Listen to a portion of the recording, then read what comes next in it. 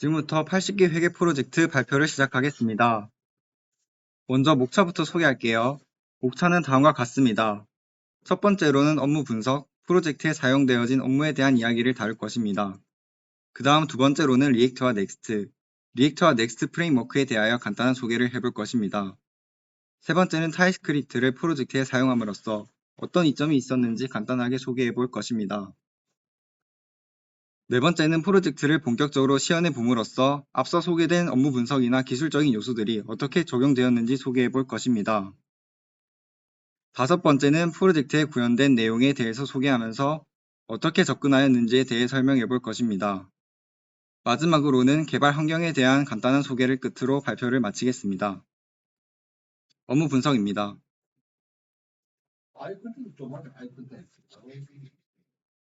전표를 작성하기 위해서는 어떤 조건들이 필요할까요?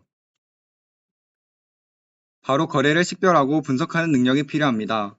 회계에서는 전표를 작성하기 위해 분계를 기입하는데 그 분계를 나누려면 먼저 회계에서 발생한 거래에 대해 식별과 분석하는 능력이 요구되어집니다. 보시는 그림과 같이 일반적으로 회계상의 거래로는 분실, 도난, 파손, 화재, 고정자산의 감가 등이 있고 일반적인 거래로는 상품 주문, 보관, 계약, 담보 약속이 있으며 둘 다 포함되는 경우에는 회계상의 거래로도 인정되는 자산의 취득, 매각, 금전의 수익, 지출 등이 있습니다. 보시는 그림은 거래의 판료서에서 많이 발생하는 거래는 빨간색 선으로, 비교적 드물게 발생하는 거래는 보라색 선으로, 거의 발생하지 않는 거래는 녹색 선으로 표시한 것입니다. 거래의 판료서는 회계에서 거래의 이중성과 연관이 있는데, 거래의 이중성이란 모든 거래는 두 개의 상호 연관된 영향을 미친다는 개념입니다. 즉, 모든 거래는 적어도 두 개의 계정에 영향을 미치며 하나의 차변에 다른 하나의 대변에 기록됩니다. 이 때문에 회계에서는 복식부기를 반영하여서 하나의 존표에는 적어도 두 개의 분계가 들어갑니다. 예를 들어 상품을 구매하고 외상으로 결제를 하는 거래가 발생했고 그 과정에서 50만원을 지불할 예정이라면 차변에 상품 50만원을 기입하고 대변에는 외상 매입금 50만원을 기입하는 것입니다. 다시 한번 거래의 판료서에서 살펴보면 차변에는 상품 50만원이 증가하였으니 자산의 증가에 해당하게 되고 대변에는 외상 매입금 50만원이 증가하였으니 부채의 증가에 해당하게 되는 것입니다. 회계 등치에 관한 설명을 드리기 전에 재무제표에 관한 정의를 잠깐만 들려드리겠습니다. 재무제표는 기업의 재정상태, 경영성과 및 현금 흐름을 이해하고 분석하기 위한 중요한 재무보고서입니다. 다시 회계 등식에 관한 설명을 드리자면 거래가 발생하면 복식부기를 하는 회계의 특징에 의해 수행되어지는 중요한 재무제표들이 존재하는데 그 중에서도 중점적으로 다룰 것은 합계잔액시단표, 재무상태표, 손익계산서입니다. 합계잔액시단표에서는 모든 계정의 잔액을 표시하고 각 계정의 차변과 대변 금액이 항상 일치해야 합니다. 재무상태표에서는 자산은 부채와 자본을 더한 것과 같습니다. 손익계산서에서 순이익은 수익에서 비용을 빼는 회계 등식이 적용됩니다. 그럼 이 등식은 서로 어떤 연관이 있을까요? 연결 원리를 살펴보자면 손익계산서의 순이익은 재무상태표의 자본 항목에 반영되고 합계잔액시단표는 모든 계정의 잔액을 기록하여 재무상태표와 손익계산서가 정확하게 연결될 수 있도록 하고 회계 원리에 따라 손익계산서의 결과가 자본에 반영되고 이는 재무상태표의 자산과 부채 등 총액에 일치해야 합니다. 정리해서 말씀드리면 각각의 재무제표에서 나타나는 계정들이 서로 연관되어 있음을 설명하고 있습니다. 그럼 이제 간단한 예시를 구체적으로 살펴보겠습니다. 보시는 표는 각각 합계잔액시단표와 재무상태표 그리고 손익계산서에서 서로 연관이 있는 계정들을 가져온 것입니다. 보시면 지금 손익계산서에서 단기에 5,000, 전기에 4,800이 기입되어 있는데 이것은 전기에 비해 단기 실적이 200 더 늘어났고 올해 수익이 총 5,000이고 전기 수익은 총 4,800이라는 이야기입니다. 이번엔 재무상태표를 살펴보겠습니다. 재무상태표에서는 단기에 10,000, 전기에 5,000인데 계정이 이익잉여금인 것으로 보아 단기의 이익잉여금에서 전기의 이익잉여금을 빼면 즉 10,000에서 5,000을 빼면 총 5,000의 금액이 남습니다. 재무상태표와 손익계산서의 총이익 금액이 일치하다는 것을 보여주고 있습니다. 그럼 이번에는 합계전액시산표를 살펴보겠습니다. 자본이라는 계정의 대변의 금액이 6천인데 대변에 기록되어진 이유는 수익의 발생이기 때문입니다. 그렇다면 밑에 있는 자본금이라는 계정은 뭐를 의미할까요? 저건 기초자본금입니다. 회사를 설립할 때 쓰는 초기 자금과 같은 것입니다. 이 자본금 1000을 총 자본을 나타내는 계정에서 빼버리면 남은 자본은 회사의 운용을 통해 발생한 이익이 됩니다. 그럼 합계전액시산표에서 자본에서 자본금을 빼면 6,000-1,000이니까 5,000입니다. 그리고 이 금액은 손익계산서의 단기 순이익과 재무상태표의 단기 이익잉여금과 직결됩니다.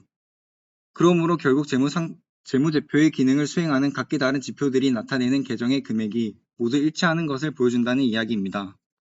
이러한 계정들의 연관성 때문에 앞서 설명했던 등식이 성립하는 것을 보여주고 있습니다. 리액트와 넥스트입니다. 리액트는 UI 라이브러리로서 CSR이 적용되어져 있는데 간단히 말해 리액트에서 상태 변경이 일어나면 리액트가 바뀐 부분만 변경하여서 동적 HTML을 뿌려버리는 것입니다.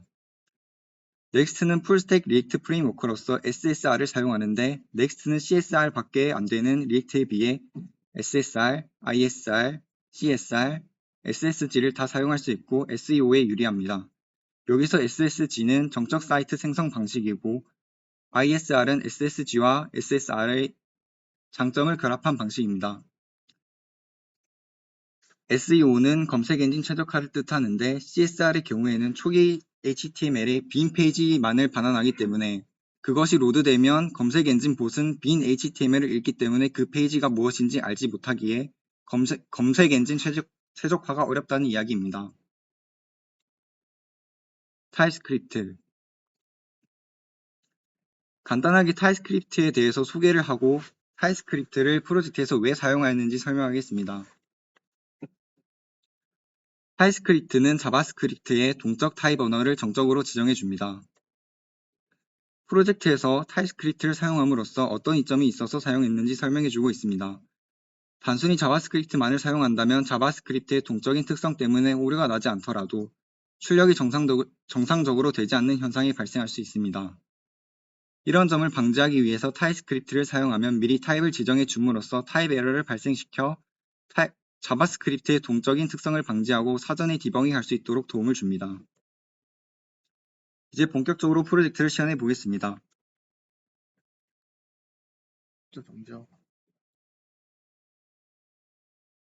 전표를 추가해 보겠습니다. 은행에서 100만원을 빌리는 거래가 발생했다고 생각해 봅시다.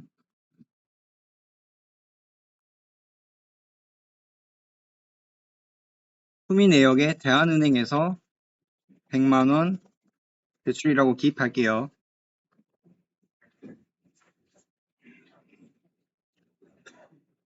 현금이 자산 계정에 속하기 때문에 당장 자산을 선택해 줍니다. 거래처는 대한은행이기 때문에 대한은행을 선택할게요. 차변에는 저희가 100만원을 빌릴 거기 때문에 차변 금액에는 100만원을 기입하겠습니다.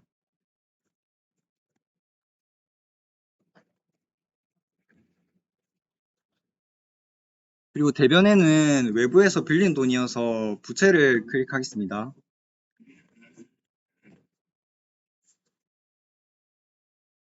그중 빠른 시일 내에 갚을 거여서 비유동부채랑 유동부채가 있는데 이 중에서 유동부채를 선택해 줄게요.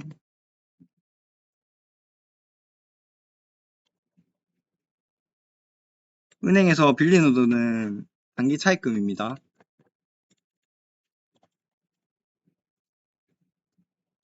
마찬가지로 부채의 증가는 대변에 속하기 때문에 대변에 동일한 금액인 100만원을 기입해 줍니다.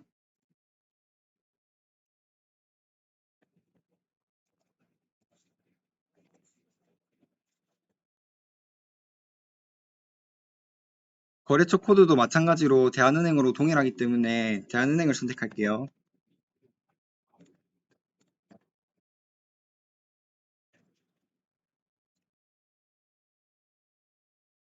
이제 붕괴 상세가 필요한 붕괴는 클릭했을 때 이렇게 붕괴 상세가 나오도록 만들었습니다. 보시면 현금을 클릭했을 때 붕괴 상세가 나옵니다. 그럼 이제 붕괴 상세를 작성해 보겠습니다. 상세 내용에는 5월 1일까지 대출 상환이라고 적을게요.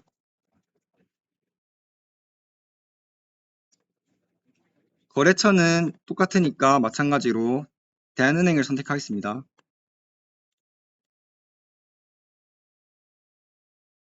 그럼 이제 전표를 저장해 보겠습니다.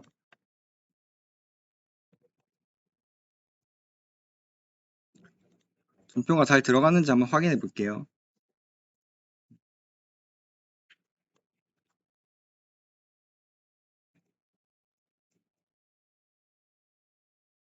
그리고 합계잔액 시산표에서는 승인된 데이터만 보여주기 때문에 승인되기 전에 어떻게 추가되는지 확인시켜 드리기 위해서 먼저 합계잔액 시산표 먼저 보여드리고 설명을 드리겠습니다.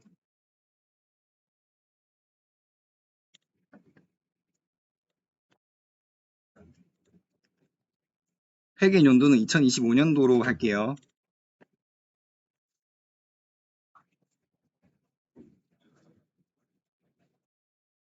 보시면 단기 차입금은 100만원이 있고 현금은 차변에 1억 100만원이 있습니다. 그럼 다시 전표 승인을 해보도록 할게요.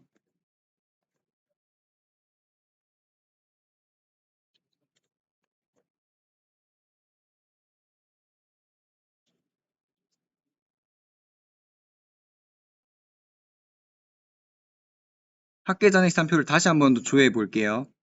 회계 연도는 동일하게 2025년도입니다. 보시면은 단기 차입금이 200만원으로 늘어났고 현금이 1억 200만원으로 늘어난 것을 보여주고 있죠. 그리고 밑으로 내려보니까 합계 잔액시산표의 차변의 총 합계 금액과 대변의 총 합계 금액이 같고 대변 잔액 그리고 차변 잔액 또한 동일한 것을 보여주고 있습니다. 그럼 이제 결산 버튼을 눌러보겠습니다. 그럼 결산 완료라고 뜹니다. 그럼 만약 금액이 다를 경우에는 어떻게 처리했는지도 보여드리겠습니다. 회계 연도는 2023년도로 선택해 보겠습니다. 그리고 결산 버튼을 한번 눌러볼게요. 네, 차변과 대변의 금액이 불일치하여서 알림창에서 보시는 것처럼 불일치하다고 나옵니다. 밑으로 가서 금액이 일치하는지 아니면 일치하지 않는지 살펴보겠습니다. 네, 확인해 보니까 보시는 것과 같이 차변의 총 금액과 대변의 총 금액이 불일치합니다. 그럼 이제 결산 마감된 전표를 보겠습니다.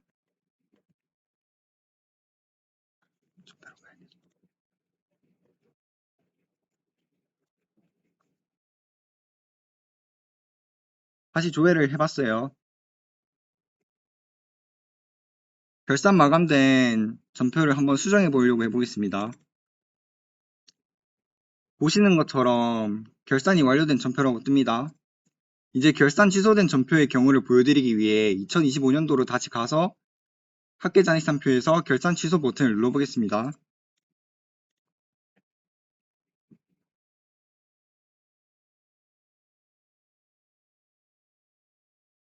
결산이 취소되었습니다. 그럼 전표로 다시 돌아가 보겠습니다.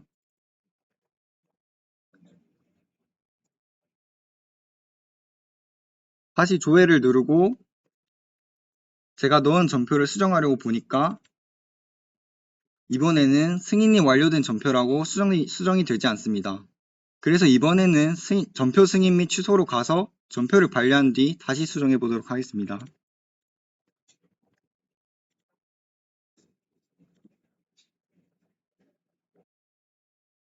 전표를 선택한 다음에 반려를 누르고 다시 조회를 눌러서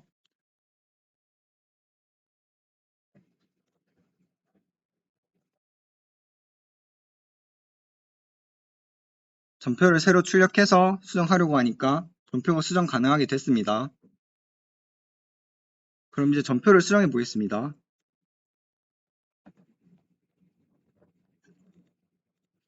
똑같이 대한은행에서 150만원 빌림으로 품위 내역을 변경하고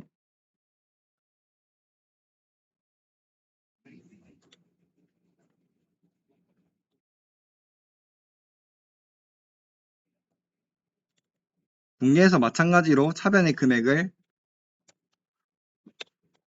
150만원으로 늘려주고 대변도 동일하게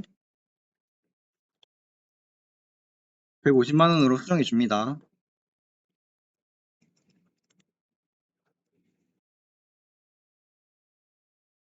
전표를 한번 저장해 볼게요. 네, 보시다시피 잘 저장되었습니다.